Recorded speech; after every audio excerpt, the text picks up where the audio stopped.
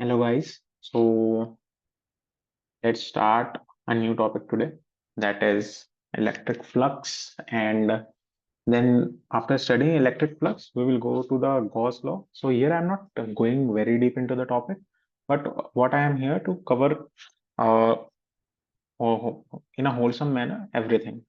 So let's start with electric flux. So we have studied electric force, electric field, right? So what is electric flux? So to get a feel of it, let me give you an example for that. Okay. So for example, you have a piece of paper, right, that have a rectangular hole in it, okay? And you have a torch in your hand and you are putting light onto it. Okay. And beneath that, on the surface, you are getting the passage of light from this particular hole. Okay. So you have the liberty to rotate this paper. You have the liberty to rotate this paper as much as you want. Like this is the paper and you are putting the light from above. So in the bottom of the surface, you will get a rectangular passage of the light on the surface, right? And as soon as I tilt this paper, so do you think that the uh, light passage which I am getting on the surface will be the same? What I mean to say is, here, if I am putting torch above this, right, and this is the light which is going through this and passing, and I am getting a rectangular light here, right? But if I change the angle, if I make the angle like this, will I get the same light here, same size of the rectangle here? I will get a smaller size, right? What if I tilt it to a 90-degree like this? The paper is like this, the hole is like this, but what is there?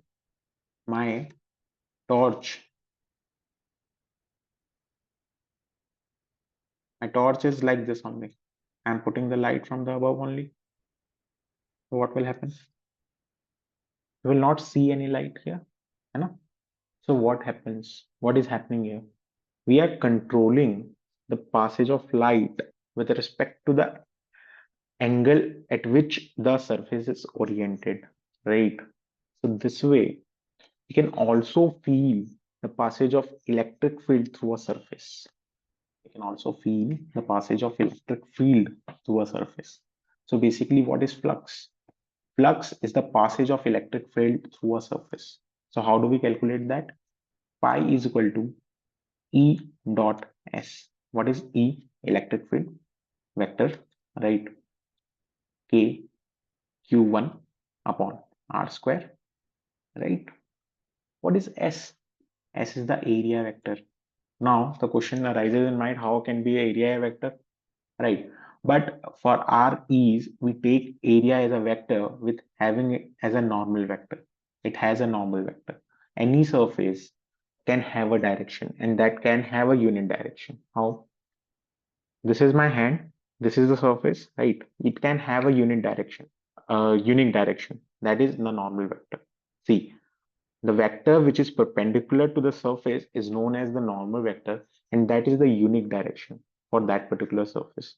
Any vector we take in a plane, that is not unique because it can have any direction on the plane, right? But this vector is a unique vector. We can have only this vector as a only one thing in this entire surface, right?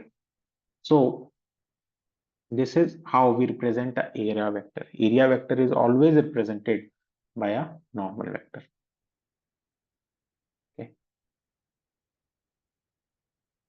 Now, what we basically find is we also need to know what is the electric field making the angle with the area vector, right? I will tell you that, but for now we have to understand what is this S. This S is the nothing but area vector. We have to find the magnitude of the area and then multiply it with the uh, direction of the unit vector or the normal vector. So we get a area vector, right? If we take it in a scalar form, right? So we can write it as Es cos theta. What is theta here?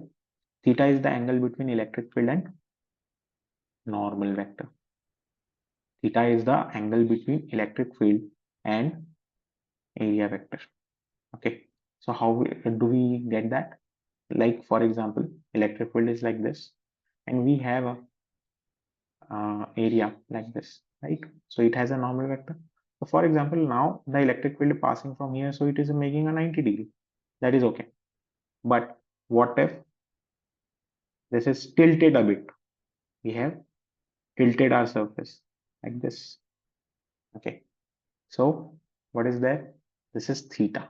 This is electric field and this is theta. Okay.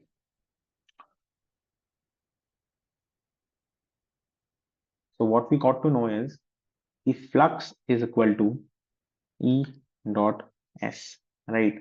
Where we can represent it as ES cos theta, right? And theta is the angle between normal vector and the electric field, right? So let's take few examples to understand it better. Okay. So let's take the example of a cube. This is a cube, right? So what we are doing is we are assuming that the electric field is acting this way. Okay. If the electric field is acting this way, we'll take the normal vector for all the surfaces of the cube. For all the surfaces of the cube, right? There are 6 surfaces of a cube. So we'll take normal vector for all the 6 surfaces of the cube. Okay. Now let's take one surface at a time and understand what is happening. Okay. So this electric field is acting. Let's make a coordinate axis to understand it better.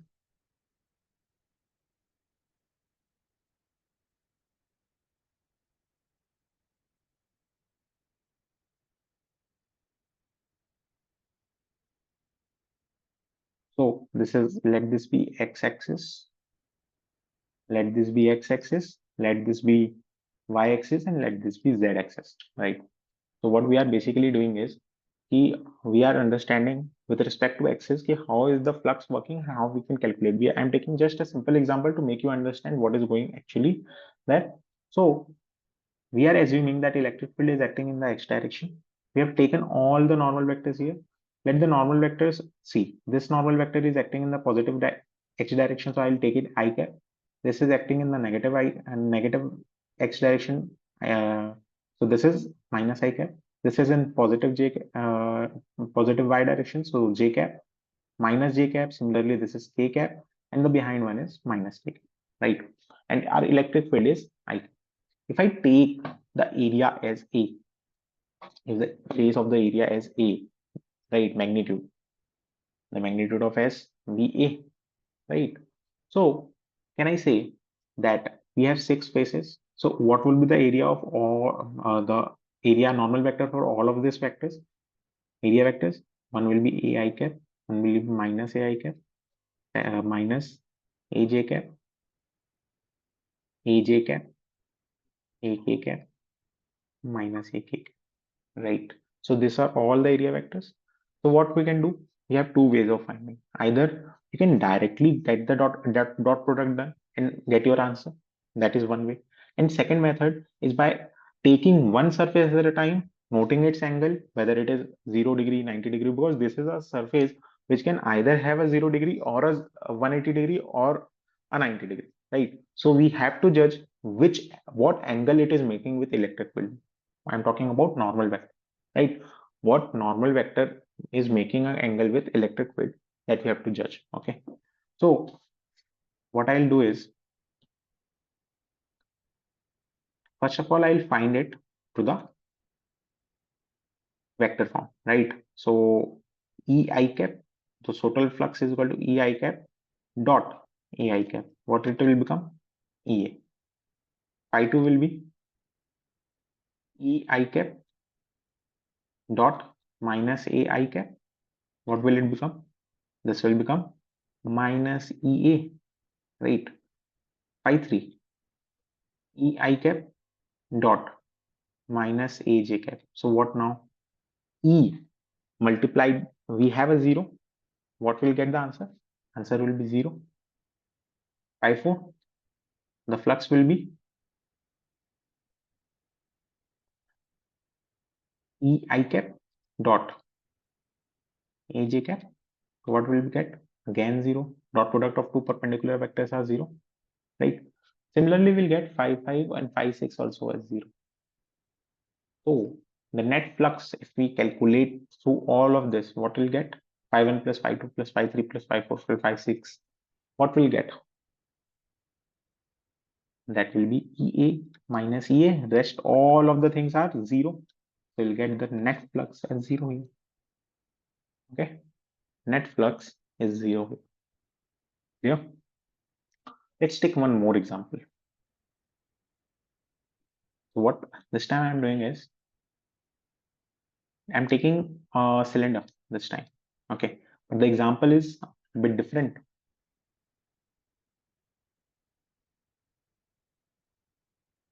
I'm taking a cylinder this time, and the electric field is not uniform in the sense of the direction. I'm talking about in the sense of the direction. How? Let me understand.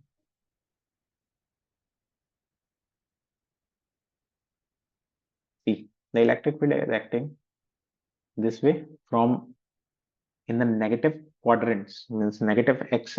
We go negative x direction.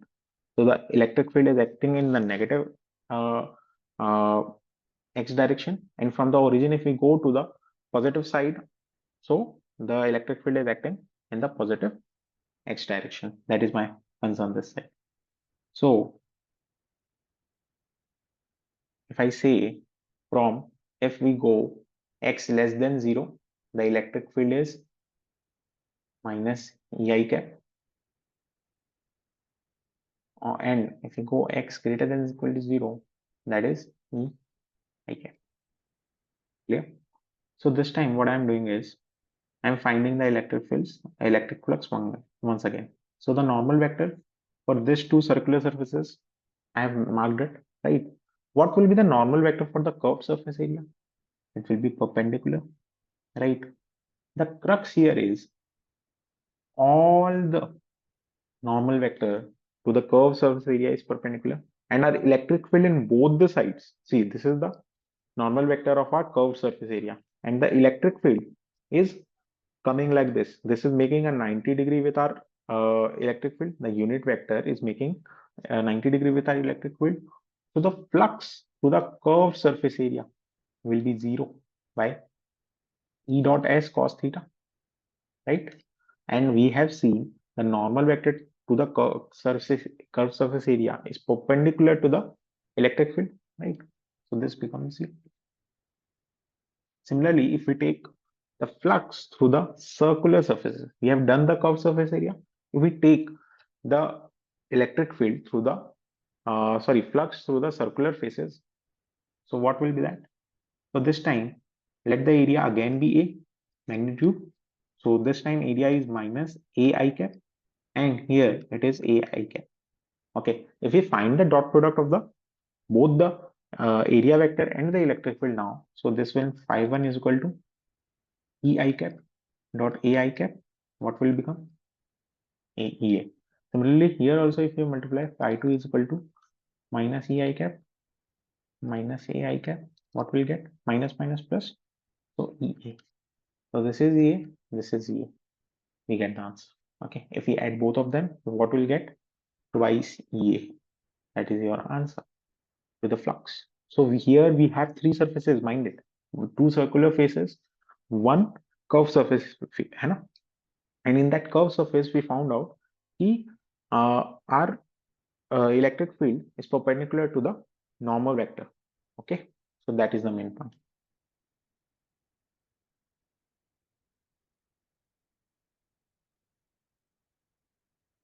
Now, I have given you the crux of how to find the flux. Now, let us go to the Gauss law and understand how the Gauss law looks like. Okay. So, what is basically Gauss law? Gauss law states that if the total electric flux through the Gaussian surface is always Q net upon epsilon naught. Now here the question arises, sir, what is Gaussian surface? What are you talking about? And what is QNet? Why have you specifically explicitly mentioned that it is QNet, not Q? Okay, we write every time Q, Q1, Q, right, Q2. But here I have mentioned explicitly a term QNet. What does that mean? So basically, that means, first of all, let us understand what is Gaussian surface. Okay. So Gaussian surface is an imaginary surface we assume around the charges. Gaussian surface is the imaginary surface we assume around the charges. For example, we have many charges Q1, Q2, Q3, and I need to find electric field at a particular point. Yeah. So what is the use of Gauss law? We generally use it to find the electric field at a given particular point. Okay, at a given point, if you want to know what is the electric field at that particular point, and we have charges scattered in many places, right? So it is impossible for me, means it is not impossible, but it is hard for me to calculate the electric field at from all the charges like R1, R2, R3, right? It is quite hard for me to calculate it, right? So what basically will I do? What basically will I do then? So in that case, I take the help of Gauss law, right? What I do, I assume a symmetrical kind of surface, any surface which is symmetrical for me. I will tell you later on what symmetry I'm talking about, but let's assume I take a spherical surface that is imaginary. That is imaginary. So I will count on how many, how much charges is present inside that surface, right? Right. So for example, the magnitude of Q3, Q1, Q2 are same, but one of them is of opposite polarity, right? Let us assume that it is not Q2, but it is minus Q2. So what will be the net charge present inside this Gaussian surface? It will be Q1 plus Q3 minus Q2, right? So this is the net charge present inside the surface. So what we'll find? We can find the flux easily through the help of Gauss law. Gauss law stated that the electric flux through the surface, imaginary surface, which is we have assumed as a spherical right now, spherical surface. So the total flux through it will be Q1 plus Q3 minus Q2 by epsilon naught, right?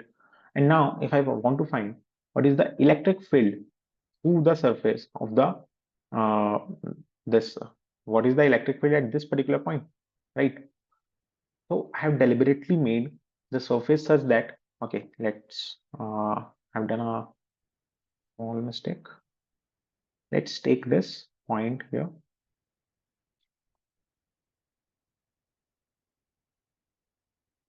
Right? This is R1, this is R2, and this is R3. I've deliberately taken that surface such that where the point at which I have to find the electric field, that the imaginary surface passes through that particular point. Okay. So now what I can do is I can apply the concept of E dot S, that is flux, is equal to Q1 plus Q3 minus Q2 upon epsilon naught. So if I divide it by the area, I'll get the electric field at that particular point.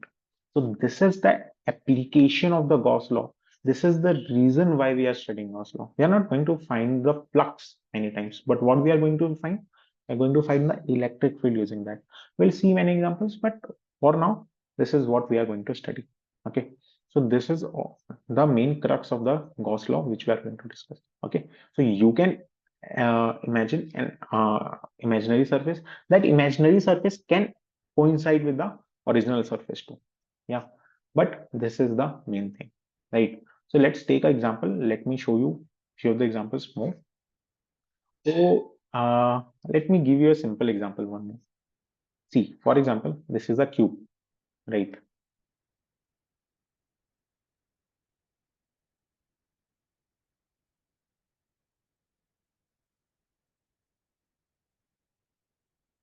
Right, and the charges, one of the charges present here, right? So I want to find what is the electric. Now I'm using the Gauss law to find the flux. Okay, I told you that it is used generally to find the electric field, but we can also find the flux through it. So if I want to find the electric flux due to this charge from all the faces of the cube. Means what will the total electric flux due to this charge? How can we find? Are we gonna find the electric field of the due to this charge and multiply it with the area, take all this? Is that possible?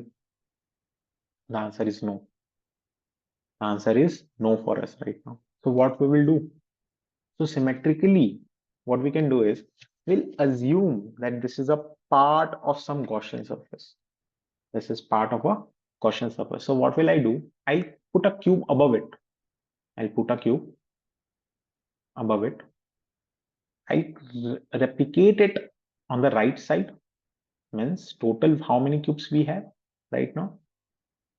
Total 4 cubes we have. I'll replicate this portion again. Means I am stacking 8 cubes in total such that the charge which I have considered earlier is at the center of these 8 cubes. Right. So I got a symmetry that this charge is covered from all the sides. The question arises that you could have taken 4 cubes also. But if I would have taken 4 cubes, my half of the charge would have been covered. Half of the charge would have been outside the Gaussian surface. So I have to consider the cube such that I get the symmetry, right? And my entire charge is covered inside the Gaussian surface I have considered.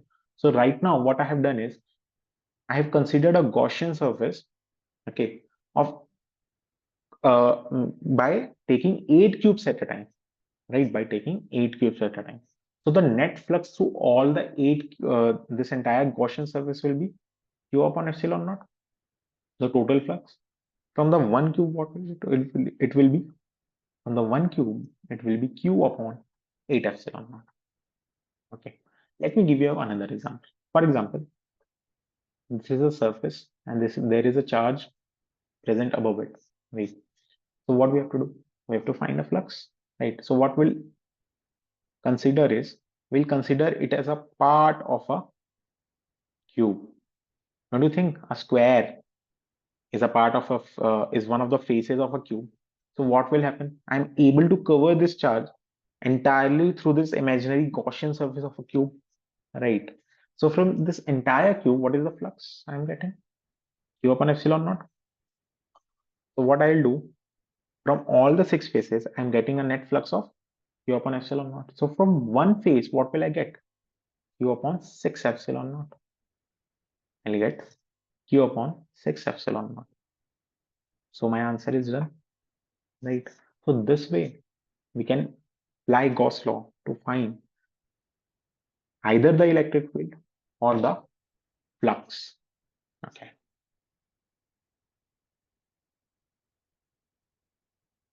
Okay, I am here to discuss one more thing. Q upon epsilon naught, is it same as Q upon epsilon?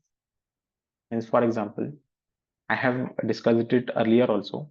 Is Q upon epsilon naught same as Q upon epsilon naught? What I mean to say is epsilon naught same as epsilon? The answer is no. What is this concept then? Let me make you let me make it clear then. See, whenever we this epsilon naught is for the vacuum, we consider it for the vacuum, right? This is permittivity of the free space for the vacuum, right? But when we go to water, when we go inside oil, two charges are present inside oil, okay, the forces will not be the same. It means, see, these are two charges, q1 and q2, they are in vacuum, right? What will be the charge? 1 by 4 pi epsilon naught q1 q2 upon r square. The distance between them is r, right? So 1 upon 4 pi epsilon naught q1 q2 upon r square is equal to the force acting between them. So this is in vacuum. When they will be inside some other medium, what, water, oil, anything, will the force be same? The answer is no. So who is governing that? Epsilon naught. The permittivity for the medium changes. Permittivity for that particular medium changes. I'm giving an example, you know, don't consider it as a, it is just an analogy to make you understand the things. Okay, so for example, you are inside a swimming pool. You put your you are right now you are in sitting like this, and the medium is there. You can just do your hand easily like this, right? But if you are inside the water, what happens? Are you able to do your hand like this easily? No. Why? Water exerts force. Water have a different passage of medium, right? So that happens with force also. This electrostatic force. Electrostatic force behaves different for different medium, right? So if we are inside water or any other medium, okay, so their permittivity for that medium changes, and that is equal to K into epsilon naught. What is K here? Dielectric constant for that particular medium. Dielectric constant for that particular medium. I would give you a simple example, a simple analogy to understand this better. Do you know the concept of density and relative density? For example, density of the rod is 900 kg per meter cube, right? Density of water is 1000 kg per meter cube, right? So I coined the term relative density. What is relative density? Relative density is density of the steel on density of the water. What it will be? 9, right? It is a unitless quantity, just like dielectric constant. So what basically it helps us to go? We have coined a benchmark. The density of water is created as a benchmark, right? So if I want to find what is the density of any other material, just I will take the relative density of that material and multiply it with the water. What I'll get? The actual density. Similarly, what I'm doing here, I'm doing the same thing.